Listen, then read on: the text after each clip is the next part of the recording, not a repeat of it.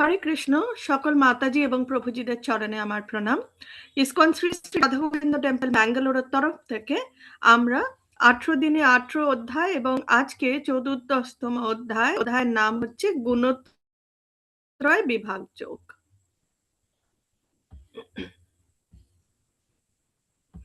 মঙ্গলাচরণ দিয়ে শুরু করব। ওম অজ্ঞানতিমিরান্ধস্য জ্ঞানাঞ্জনশলাকয়া চক্ষুরুন্মিলিতং येन তস্मै শ্রী গুরুভে নমঃ। श्रीचैतन्य मनोभीष्टं स्थापितं येन भूतले स्वयं रूपा कदा मह्यं ददाति स्वापदान्तिकम्। वन्देऽहं श्रीगुरु श्रीयुतपदकमलं श्रीगुरून् वैष्णवांश्च श्रीरूपं साग्रजातं सागन रघुनाथान्वितं तं सजीवम् साधुवैतं सावधूतं परिजनसहितं श्रीकृष्णचैतन्यदेवं श्रीराधाकृष्णपादान् सागन ललिता श्रीविशाखान्वितांश्च। हे कृष्ण करुणा सिंधु दीनबंधु जगतपते गोपेशो गोपिका कांतो श्री राधा कांतो नमस्तुते। तप्त कांचन गौरांगी श्री राधे वृंदावनेश्वरी वृषभानुसुते देवी प्रणमामि हरि प्रिये। वाञ्छा कल्पतरुभ्यश्च कृपा सिन्धुभये वच पतितानां पावनेभ्यो वैष्णवेभ्यो नमो नमो। नमो विष्णुपादाय कृष्णपृष्ठाय भूतले श्रीमते भक्ति वेदांत स्वामिनिति नामिने। नमस्ते सरस्वते देवे गौरवाणी प्रचारिणे निर्विशेष शून्यवादी पाश्चात्य देशतारिणे। जय श्री कृष्ण चैतन्य प्रभु नित्यानंद श्री अद्वैत गदाधर श्रीवासादि गौर भक्त वृंद। हरे कृष्ण कृष्ण कृष्ण हरे हरे हरे राम राम राम हरे हरे। निताई गौर प्रेमानंदे हरि हरि बोल। श्रीला प्रभुपाद की जय, श्रीला गुरु महाराज की जय।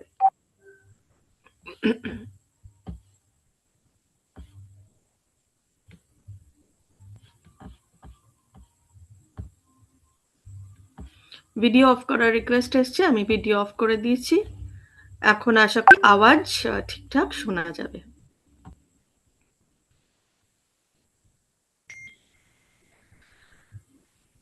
আজকের অধ্যায় গুণত্রয় বিভাগ যোগ এবং এটা হচ্ছে 14তম অধ্যায়।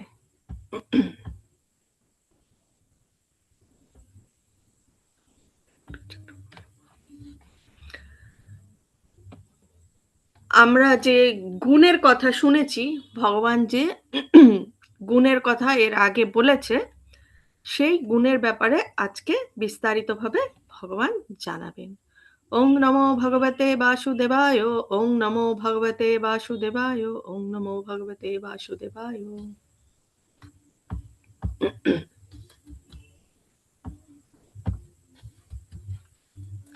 তো তিনটে গুণ কি কি?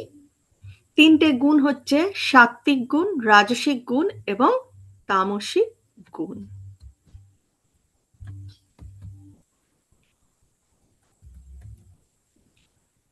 প্রথম শ্লোক। শ্রী ভগবানুবাচ পরম ভূয়াঃ প্রবক্ষ্যামি জ্ঞানানাং জ্ঞানমুত্তমং যজ্ঞাত্বা মুনয়ঃ সর্বে परम सिद्धिम इतो गतः। श्री भगवानुवाच परम भूयाः प्रवक्ष्यामि ज्ञानानां ज्ञानमुत्तमं यज्ञात्वा मुनयः सर्वे परम सिद्धिम इतो गतः।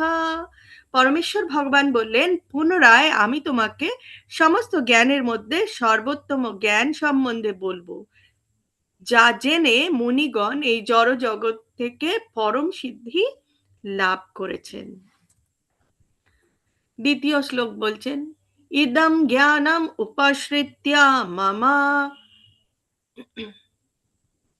স্বধর্ময়ং গতঃ सर्गेऽपि नोपजायन्ते प्रलये न व्यथन्ति च इदं ज्ञानम् उपाश्रित्य मम सद्धर्मयं गतः सर्गेऽपि नोपजायन्ते प्रलये न व्यथन्ति च। এই জ্ঞান আশ্রয় করলে জীব আমার পরাপ্রকৃতি লাভ করে, তখন আর সে এই সৃষ্টির সময় জন্মগ্রহণও করে না এবং প্রলয়কালেও ব্যথিত হয় না। চতুর্থ শ্লোক, সর্বয়োনিষু কৌন্তেয়া মূর্তয়ঃ সম্ভবন্তি ইয়ঃ তস্য ব্রহ্মা মহদ্যোনির অহং বীজা প্রদাপিতা। सर्वयोनिषु कौन्तेया मूर्तयः सम्भवन्ति यः तस्सं ब्रह्म महद्योनिर अहं बीजा प्रदापिता। হে কন্তেয়, সকল যোনিতে যে সমস্ত মূর্তি প্রকাশিত হয়, ব্রহ্মরূপী যোনি তাদের জননী স্বরূপা এবং আমি তাদের বীজ প্রদানকারী পিতা। তাহলে ভগবান বলছেন ভগবানই হচ্ছেন আমাদের বীজদাতা পিতা, যেটা বলেছেন অহম বীজা প্রদাহ পিতা। পঞ্চম শ্লোক, সত্ত্বম রজস্তম ইতি গুণা প্রকৃতি সম্ভবঃ নিবধ্নান্তি মহাবাহো দেহে দেহিনমব্যয়ম। সত্যম রজস্তমস ইতি গুণা প্রকৃতি সম্ভবঃ নিবধ্নান্তি মহাবাহো দেহে দেহিনমব্যয়ম। হে মহাবাহ, জড়া প্রকৃতি থেকে জাত সত্য, রজ ও তম এই তিনটি গুণ এই দেহের মধ্যে অবস্থিত হয়ে অব্যয় জীবকে আবদ্ধ করে। ষষ্ঠ শ্লোক, তত্র সত্ত্বম নির্মলত্বৎ প্রকাশকম অনাময়ম সুখসঙ্গেন বধ্নাতি জ্ঞানসঙ্গেন চানঘ। তত্র সত্ত্বম নির্মলত্বৎ প্রকাশকম অনাময়ম সুখসঙ্গেন বধ্নাতি জ্ঞানসঙ্গেন চানঘ। হে নিষ্পাপ, এই তিনটি গুণের মধ্যে সত্ত্বগুণ নির্মল হওয়ার ফলে প্রকাশকারী ও পাপ শূন্য এবং সুখ ও জ্ঞানের সঙ্গের দ্বারা জীবকে আবদ্ধ করে রাখে। অষ্টম শ্লোক, তমস্ত্বজ্ঞানজং বিদ্ধি মোহনম সর্বদেহিনাম প্রমাদ আলস্য নিদ্রাভিষ তন্নিবধ্নাতি ভারত। তমস্ত্বজ্ঞানজং বিদ্ধি মোহনম সর্বদেহিনাম প্রমাদালস্য নিদ্রাভিষ তন্নিবধ্নাতি ভারত। হে ভরত, অজ্ঞান যত তমগুণকে সমস্ত জীবের মোহনকারী বলে জানবে, সেই তমগুণ প্রমাদ, আলস্য ও নিদ্রার দ্বারা জীবকে আবদ্ধ করে। আমরা এখন দেখে নেব তমগুণ এবং রজগুণের ডিফারেন্স। তমগুণে প্রথমে বলছেন ডাল, ডাল বলতে নিস্তেজ এবং কোনো স্ফূর্তি নেই। তারপরে বলছেন ডিপ্রেসড, সবসময় মন খারাপ টাইপের। রিপ্রেসড, রিপ্রেসড বলতে আমরা বুঝি যে সবসময় একটা মানে কোনো একটা চাপে রয়েছে, অন্যের দ্বারা কোনো চাপে রয়েছে। ড্যামেজ মানে অলরেডি ক্ষতি হয়ে গেছে। নেগলেক্ট, যাকে কেউ গ্রাহ্য করে না, সেই রকম একটা ব্যাপার। ডিনাইড মানে যাকে অস্বীকার করে, এবং আন্ডার অ্যাক্টিভ মানে নিষ্ক্রিয়, নিষ্ক্রিয়তা তার মধ্যে দেখা দেয়। আর রজগুণে আমরা দেখতে পারি তাদের মধ্যে মানে অতিস্ফূর্তি, ম্যানিয়াক। ম্যানিয়াক বলতে সবসময় একটা একটা ভাব রয়েছে, মানে আরো আরো আরো টাইপের, অবসেসিভ, সবকিছুর ওপরে নিজের অধিকার ফলানোর চেষ্টা। অ্যাডিক্টেড, অ্যাডিক্টেড বলতে এখানে কিসের প্রতি অ্যাডিক্টেড? এখানে হচ্ছে নেশা, আরো বেশি চাই, বেশি চাইয়ের নেশা। তারপরে বলছে গ্রিড, লালসা, সেলফিশ লাস্ট, মানে সবসময় নিজেরটাকেই বড় করে দেখে এবং নিজের আম চাহিদাটাকে বড় করে দেখা এবং ওভার অ্যাক্টিভ। সবসময় তৎপর হয়েছে কিভাবে আরো বেশি সংগ্রহ করতে পারবে।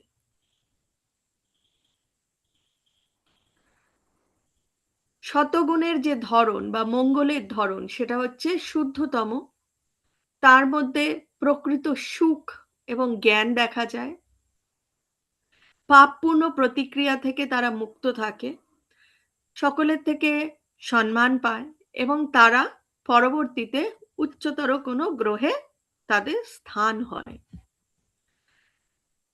আবেগের যে গুণ, রজোগুণ, সেখানে অসীমিত আকাঙ্ক্ষা। তাদের সবসময় সবকিছুই বেশি লাগে। কর্মের ফলের সাথে তারা সর্বদাই সংযুক্ত থাকে। তাদের মধ্যে অত্যন্ত লোভ দেখা যায়। কারণ তারা সবসময় তাদের মাথার মধ্যে ঘুরছে আমার আরো চাই, কি করে আরো সংগ্রহ করব। বিলাপ দেখা যায়। তারা লোভী এবং তারা সবসময় দুঃখে থাকে।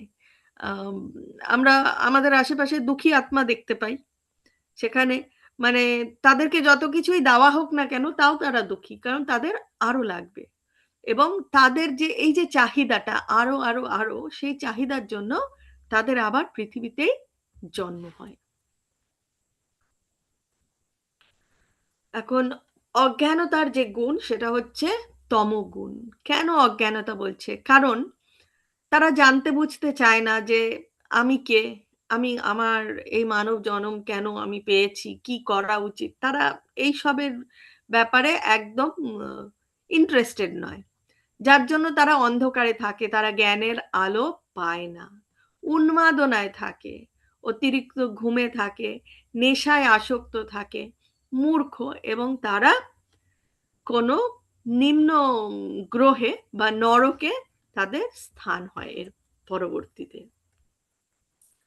এখানে আমরা একটা তমগুণের ছবি দেখতে পাচ্ছি। শতগুণকে আমরা বলে থাকি বিশুদ্ধতার গুণ।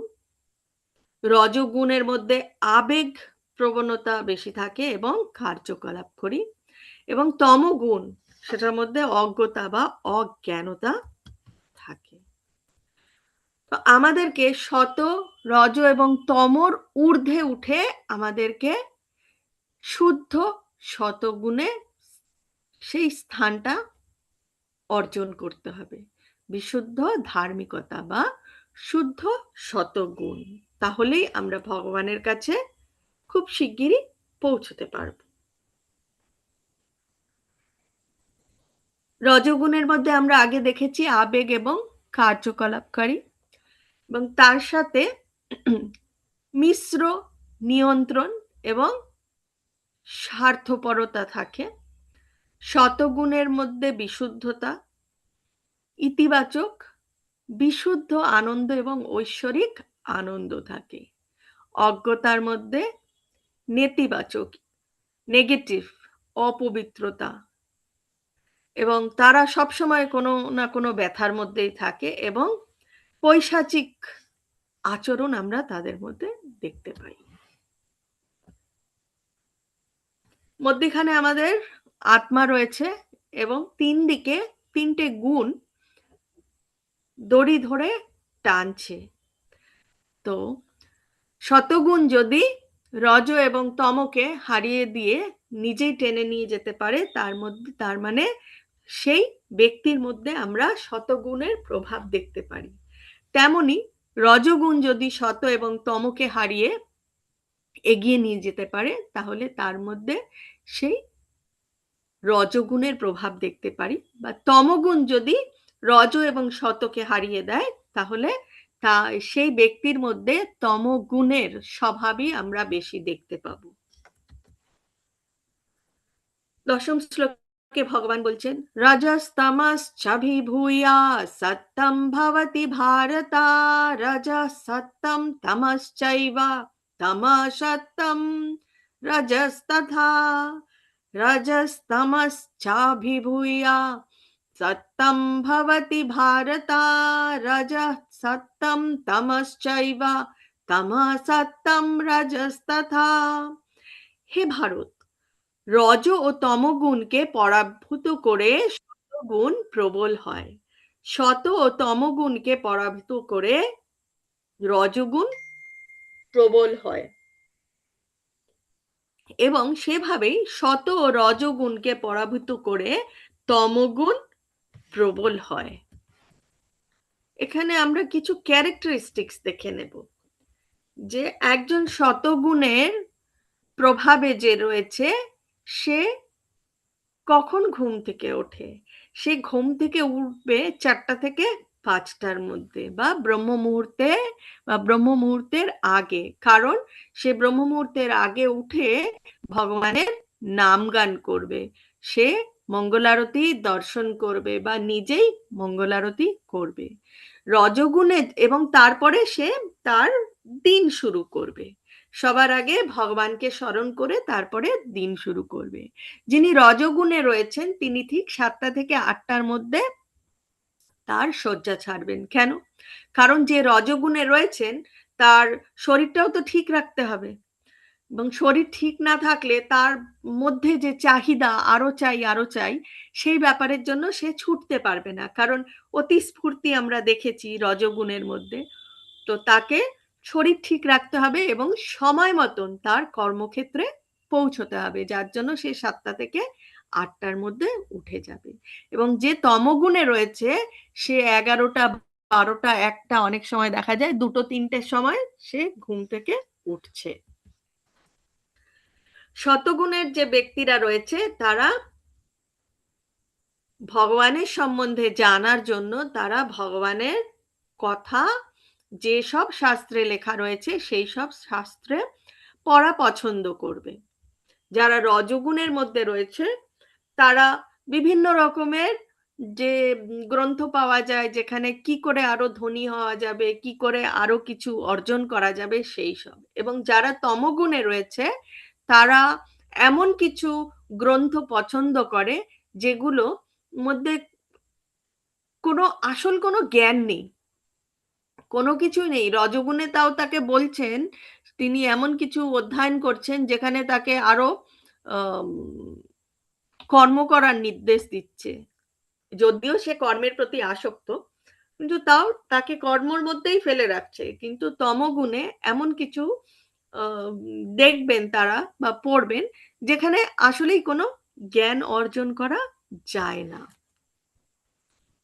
ঘুম থেকে ওঠার পরে যে কাজকর্ম, সেটা আমরা এখানে দেখতে পাচ্ছি যে সকালবেলা ঘুম থেকে ওঠার পরে পরিষ্কার পরিচ্ছন্ন হয়ে শতগুণের ব্যক্তি ভগবানের নাম জপ করছেন।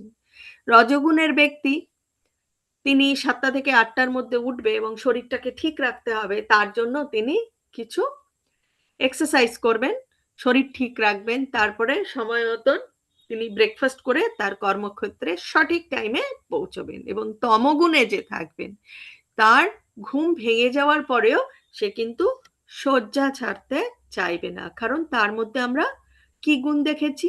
অলসতা দেখেছি। ঘুমানোর সময় শতগুণে যে ব্যক্তি রয়েছে সে 9টা 10টা বা ম্যাক্সিমাম 11টার মধ্যে সে ঘুমিয়ে পড়বে, কারণ তাকে ব্রহ্ম মুহূর্তের আগে বা ব্রহ্ম মুহূর্তে উঠতে হবে, ভগবানের নাম গান করতে হবে। যিনি রজগুণের মধ্যে রয়েছেন তিনি 11টা 12টা 1টা এরকম সময় তারা ঘুমোতে যায়, কারণ তারা ঠিক কাটা ধরে আর কি, জেগেও হয়তো আরো কিছু আগামী দিনের কি কি করতে হবে, কি কি তার বাকি রয়েছে সেই সব করার জন্য তাকে 7টায় উঠতে হবে। তো তার জন্য সেও ঠিক সময় দেখে 11টা 12টা বা 1টার মধ্যে সে ঘুমোতে যায়। আর তমগুণের ব্যক্তিরা তাদের কোনো শৃঙ্খলতা নেই, উচ্ছৃঙ্খল যাকে বলে। তারা হয়তো 2টো অবধি কোথাও গিয়ে কোনো পার্টি করছে বা কোনো সিনেমা দেখছে, টিভি দেখছে, যেসব বই পড়ার দরকার নেই সেসব বই পড়ছে। তারা বিভিন্ন রকমের মানে যেসব আমাদের এই জীবনের জন্য দরকার পড়ে না সেইসব কিছু করবে। ২টো, ৩টে, ৪টে অনেক সময় দেখা যায় যে যারা ভোর ৬টার সময় যখন সাধারণত সবাই ঘুম থেকে উঠে যায় তখন তারা ঘুমোতে যায়। কিন্তু এখানে একটা এক্সেপশন রয়েছে, যারা পরীক্ষার্থী, বিদ্যার্থী, তাদের পরীক্ষার আগে অনেক সময় তারা কিন্তু রাত জেগে পড়াশোনা করে আগামী দিনের পরীক্ষায় ভালো নম্বর পাওয়ার জন্য। তো সেখানে সেটা একটা এক্সেপশন।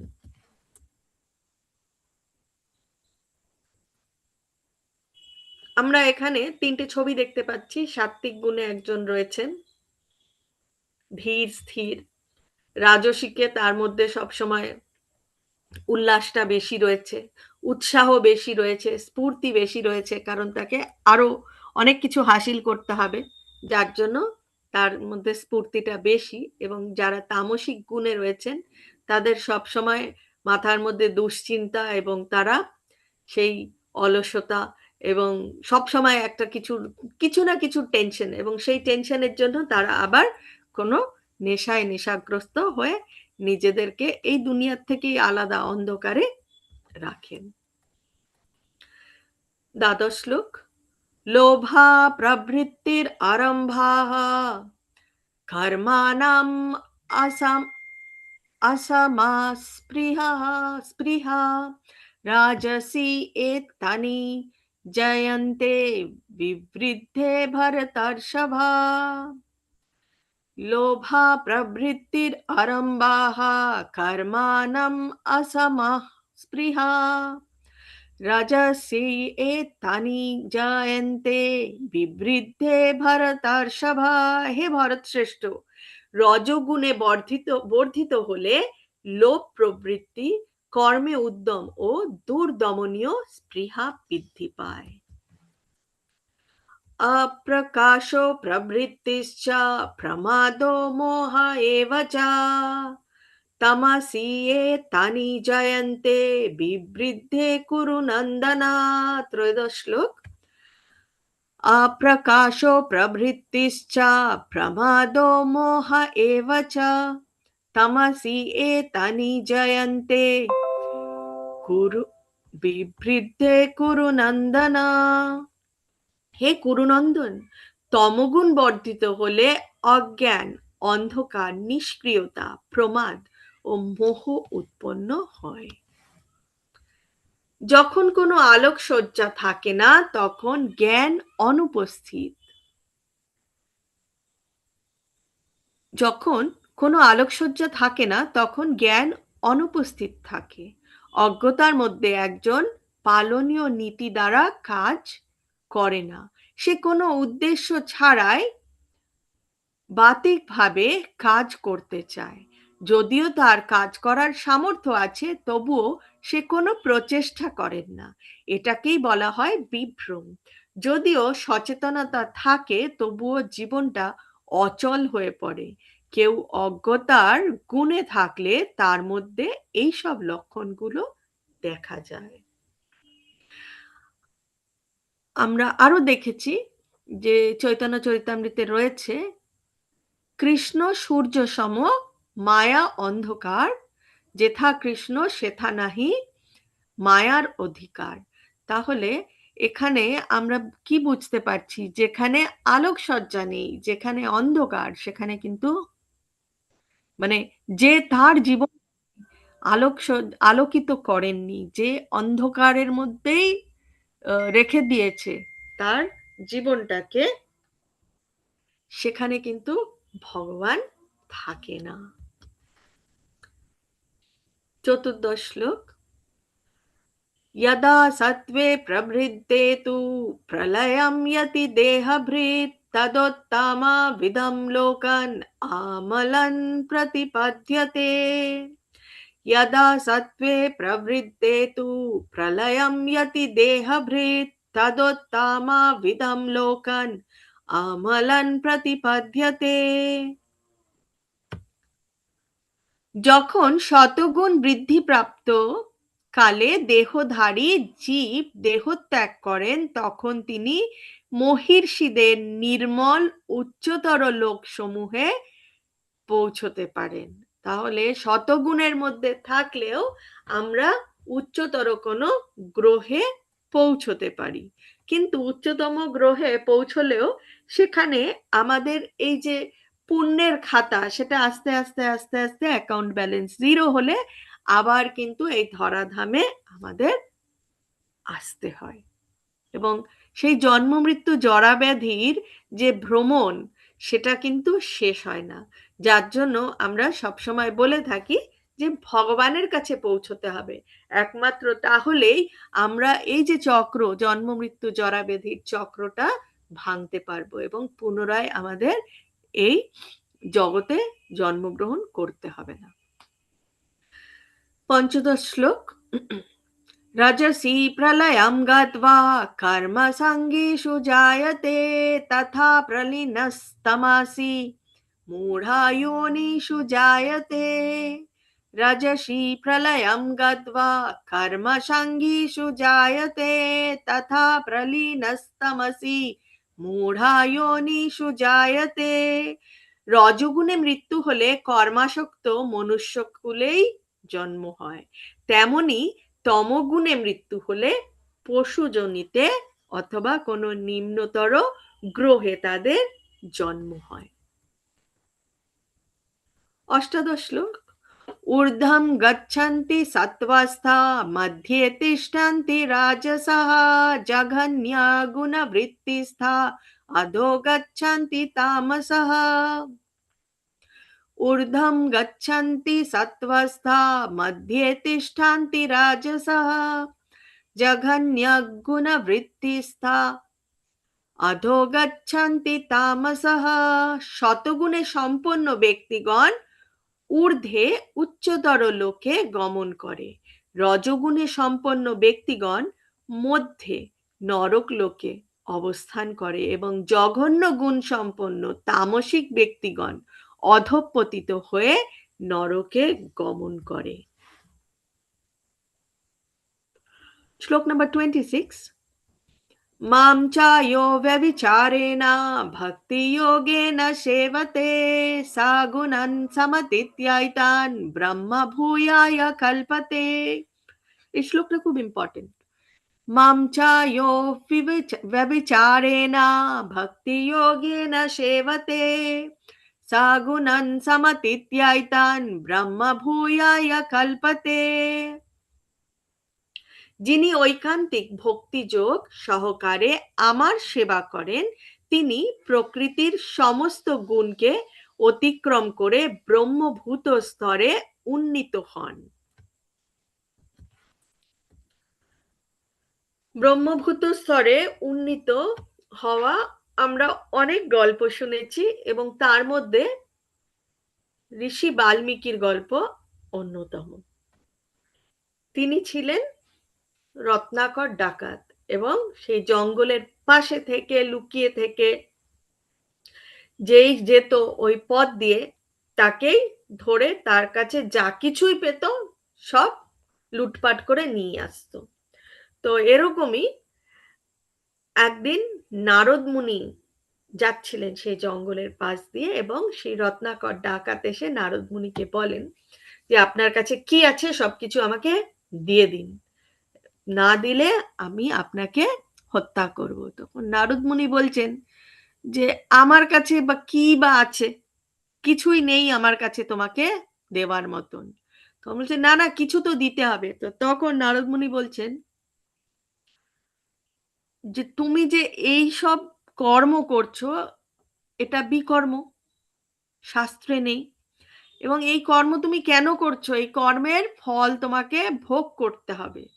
তো তখন রত্নাকর বলছেন যে আমার পরিবার রয়েছেন, আমার মাতা আছে, পিতা আছে, আমার সন্তানাদি আছে, আমার স্ত্রী আছে, তো তাদের প্রতিপালন করার জন্য আমি এই কর্ম করছি। তো আমি যখন তাদের প্রতিপালন করার জন্য এই কর্ম করছি, তারা সবাই আমার এই কর্মের ফল ভোগ করে নেবে। তো তখন নারদ মুনি বলছেন যে এটা তোমার মনে হচ্ছে, কিন্তু তুমি একবার সত্যিকারের, আমি এই স্থানেই রয়েছি, আমি কোথাও যাব না তোমার কাছ থেকে, তোমাকে দেওয়ারও আমার কিছু নেই, তোমার কাছ থেকে পাওয়ারও আমার কিছু নেই, কিন্তু আমি এই স্থানে রয়েছি, তুমি চটজলদি তোমার গৃহে গিয়ে জিজ্ঞেস করে আসো যে তোমার কর্মফলের ভাগ তারা নেবে কিনা। তখন রত্নাকর তার গৃহে গেলেন, দিয়ে গিয়ে বলছেন, প্রিয় পুত্র, তুমি কি আমার পাপের ভাগ নেবে? পুত্র বলছেন, না, আমি নেব না। প্রিয় স্ত্রী, তুমি কি আমার পাপের ভাগ নেবে? স্ত্রী বলছে, আমি নেব না। পিতাকে জিজ্ঞেস করছে, তুমি কি আমার পাপের ভাগ নেবে? তোমাদের সকলের দৈনন্দিন যা দরকার, সেই দরকার মেটানোর জন্য আমি এই পাপ কর্ম করছি, আমার পাপের ভাগ নেবে?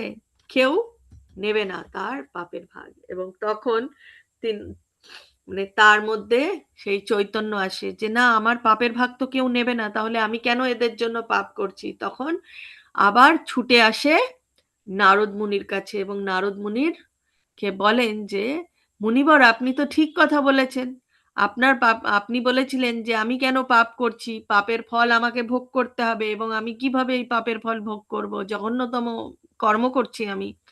তো আমি গৃহে গেছিলাম, আমার মনে হয়েছিল যে আমি যাদের জন্য এই পাপ করছি তারা সবাই আমার পাপটা ভাগ করে নেবে, কিন্তু কেউ স্বীকার করছে না, সবাই অস্বীকার করছে, বলছে যে না, আমি পাপ ভাগ করে নেব না।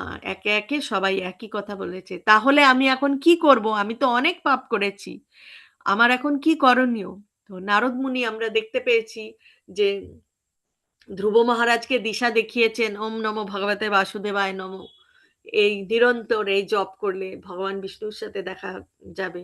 তারপরে প্রহ্লাদ মহারাজকে শিখিয়েছেন, হ্যাঁ, ভগবানকে, প্রহ্লাদ মহারাজকে, এবং তার এই যে তিনি যে জন্মটা পেয়েছেন, সে যে এই শরীর পেয়েছেন, সেটা দিয়ে কি করতে হবে, কোথায় পৌঁছতে হবে, এবং পরমেশ্বরকে, বীজদাতা পিতাকে সবকিছু নির্দেশ দিয়েছিলেন।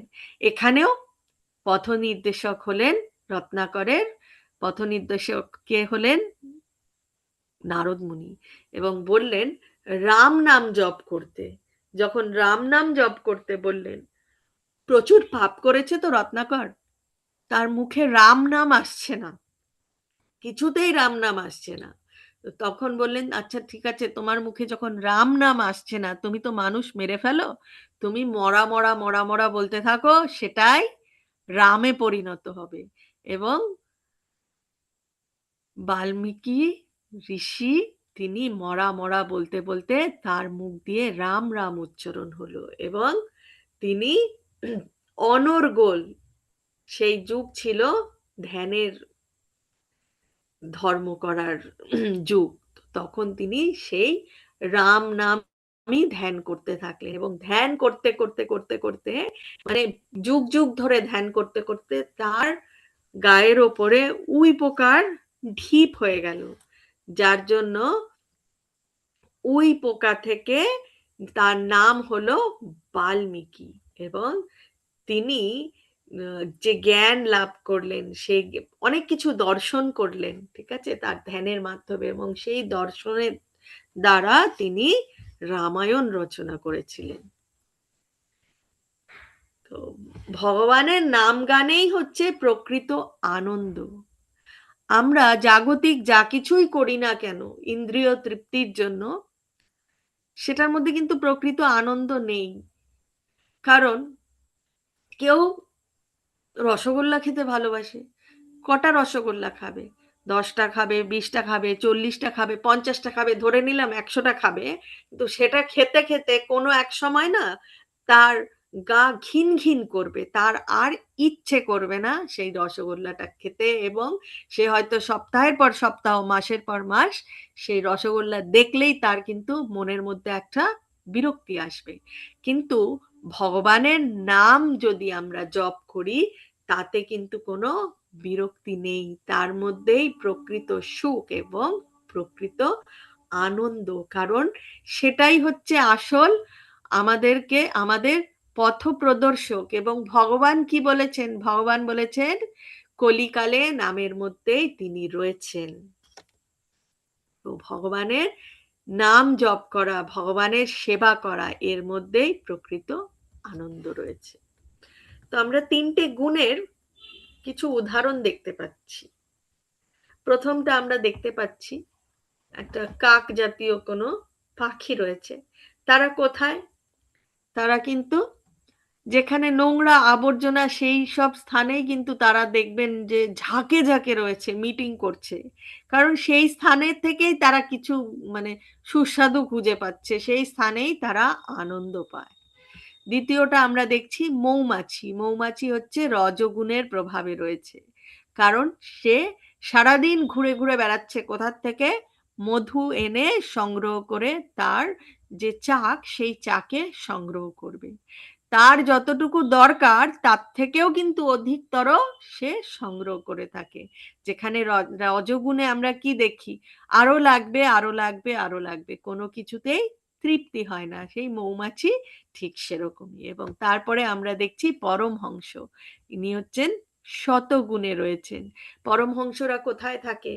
ধীর স্থির জায়গা। তারা কখনোই যেই স্থানে কাকেরা যায় সেই স্থানে কিন্তু কখনোই থাকবেন না। তো অতএব আমরা দেখতে পাচ্ছি তমগুণ, রজগুণ এবং সত্যগুণ। আরো কিছু ক্যারেক্টারিস্টিক্স দেখবো। শতগুণে দেখছি যে একটা সিংহ বা বাঘ, সেও একটা মানুষকে আলিঙ্গন করছে, তার মধ্যে প্রেম ভাব, ভালোবাসা রয়েছে। রজগুণে আমরা দেখতে পাচ্ছি যে তার তো সবসময় সবকিছু মানে অত্যাধিক লাগবে, যার জন্য তার পেট ভরে গেলেও সে আর একটা মানুষ দেখলে কিন্তু তার পেছনেই ছুটবে, সে তাকে মেরে রেখে দেবে অন্তত। তারপরে আমরা দেখছি যে তমগুণে সিংহটি ঘুমিয়েই পড়েছে, সে নিদ্রায়, অন্ধকারে, অজ্ঞতায় রয়েছে। এবং আমাদের বলা হয় সাধারণত যে শতগুণে থাকার জন্য আমাদের সাত্ত্বিক আহার গ্রহণ করতে হবে। সাত্ত্বিক আহারই আমাদের মনের মধ্যে সেই সাত্ত্বিক যে ভাব, সেই ভাবটা এনে দিতে পারে। এবং মনকে নিয়ন্ত্রিত রাখার সবচেয়ে সহজ উপায় হলো সাত্ত্বিক আহার করে আমরা ভগবানের মহামন্ত্র জপ করব।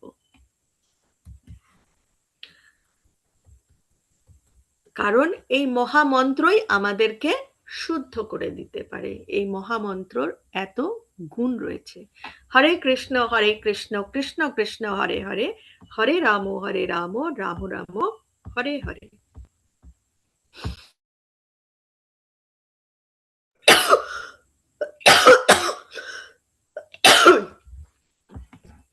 হরে কৃষ্ণ। আমাদের ক্লাস আজকে এই অবধি। আমি একে একে আপনাদের প্রশ্ন থাকলে আপনারা হ্যান্ড রেজ করবেন এবং আমি আনমিউট করব, প্রশ্ন রাখতে পারবেন।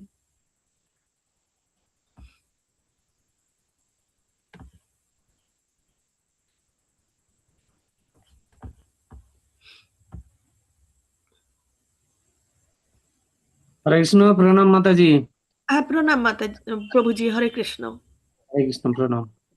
বলছি ক্লাস খুব সুন্দর, ফিজিক্যালি সমস্ত কিছু দেখার মাধ্যমে অভিজ্ঞতা হচ্ছে। প্রশ্ন হচ্ছে এই যে জুম ক্লাসে মানে ক্লাসের পরে আমাদের কুইজ গুলো করতে হয়, ও হ্যাঁ কুইজ প্রভুজি, গুলো এতে যাচ্ছে, কিন্তু ওগুলো কি লোড যেমন হয়ে যাচ্ছে অটোমেটিক হয়ে যাচ্ছে? আমি বুঝতে পারলাম না প্রভুজি, আরেকবার বলবেন? বলছি এই যে কুইজ গুলো কমপ্লিট করতেছি, ওগুলো কি অটোমেটিক লোড হয়ে থাকতেছে তো? হ্যাঁ হ্যাঁ হ্যাঁ, অটোমেটিক